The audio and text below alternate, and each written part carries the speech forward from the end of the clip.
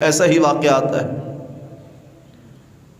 تو وہ کیا کرتے تھے، جو طلباء کھانا لے کر آتے تھے نا، کھاتے تھے، تو ان سے جو ٹکڑے بچ جاتے تھے نا، وہ اکٹھے کر لیتے اور چھپا لیتے، رکھ لیتے۔ جب فارغ ہوتے نا یا زیادہ بھوک ستاتی تو تنہائی میں جا کے بیٹھ کھا لیتے، کسی کو پتہ بھی نہ چلے کہ یہ ٹکڑے کھا رہا ہے۔ اللہ کی قسم، اہل علم نے جنہوں نے دنیا میں اللہ کے دین کو بلند کیا ہے نا، انہوں نے بڑی بڑی تکلیفیں علم کے حصول کے لیے گزاری ہیں۔ پھر ابن تیمیہ رحمہ اللہ کو دیکھ لو، اس قربانی پر میرے رب نے پھر انہیں حافظہ بھی کیسا دیا، صلاحیتیں بھی کیسے دیں۔ اگر کسی شخص کو آپ نے عام انسانوں میں، یعنی انبیاء، صحابہ تو وہ خصوصی ہو گئے نا، وہ تو اللہ کے خاص ہو گئے۔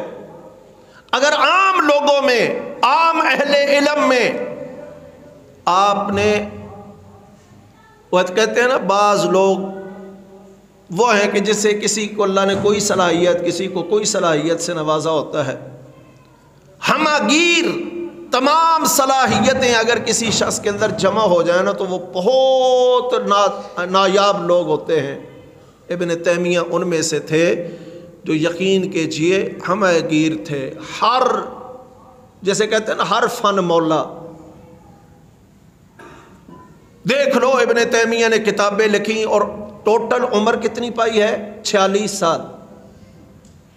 46 سال عمر پائی، اور ان 46 سالوں میں 1000 سے زیادہ کتابیں لکھ گئے، 1000 سے زیادہ کتابیں۔ اور ان کتابوں میں آپ کو کہیں نا کچھ چھوٹے چھوٹے رسالے ہوں گے 1000، صرف فتاوی ابن تیمیہ اٹھا لینا تو 36 جلدوں میں ہے۔ میرے اور آپ جیسا طالب علم شاید 46 سال لگا کے فتاوی ابن تیمیہ کا کما حقہ مطالعہ نہیں کر سکتا۔ اس بندے کو دیکھیں، ان کی کتابوں کو دیکھیں تو ایسے لگتا ہے اس بندے نے ساری زندگی کیا ہی کام یہی ہے کہ بیٹھا رہا، لکھتا رہا اور کوئی کام ہی نہیں کیا، ایسے ہی لگتا ہے نا۔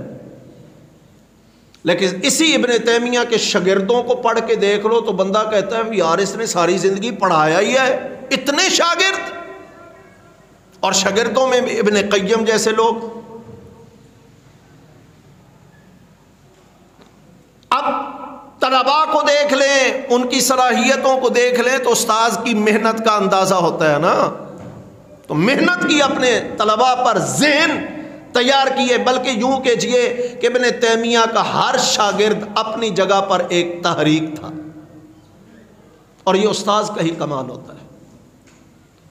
تو ایسے لگتا ہے یہ شخص صرف مدرسے میں بیٹھ کے پڑھاتا رہا ہے، لیکن اسی ابن تیمیہ کو آپ دعوت کے میدان میں دیکھیں گے تو ایسے لگتا ہے جیسے اس بندے نے سوائے دعوت کے کام کے کوئی اور کیا ہی نہیں ہے۔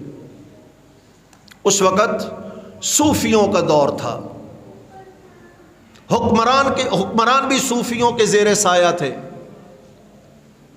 صوفیت سے ٹکر ابن تیمیہ سے بڑھ کر کسی نے نہیں لی، مناظرے کیے، ان کے ہر پہلو کا رد کیا اور دلائل کے ساتھ کیا۔